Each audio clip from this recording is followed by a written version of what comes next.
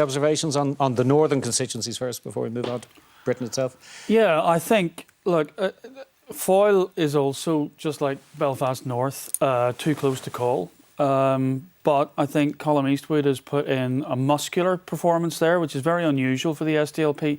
The SDLP, this intra-nationalist competition has been a one-way street, really, for most of the last 20 years since John Hume stepped down as the leader. And I think there's been a serious kind of shift in its strategic ability to focus on the only two races that really matter.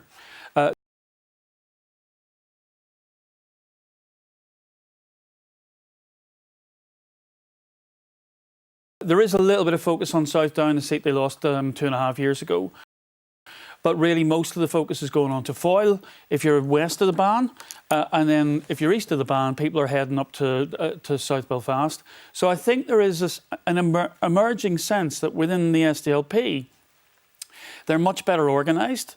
I think whether they get the seat or not, Colm Eastwood has put in a series of really quite impressive... Well, if he doesn't get the seat, that's a disaster, isn't it? Well, it is a disaster, and he will for the face SDLP, a lot of I should say. Yeah, it is a disaster for him, and so perhaps some of what I'm saying won't apply. But my own sense is that he should really just edge that against Alicia.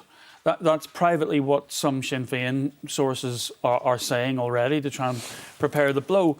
And I think one of the things that will hit them is the fact that the SDLP had two agendas here. One was Remain, but they also put in getting back to Stormont as a real thing. And that went down fairly well with people in places like Shantallow, where all the ameliorations of the welfare protections put in by Stormont suddenly ran out. So the bedroom tax suddenly came in with nobody having told the voters that was going to happen, because nobody was in Stormont to say that it would. And I think, you know, there's a really interesting thing going on inside nationalism that we should really keep an eye on as these seats come through. OK. We are going to be back to you to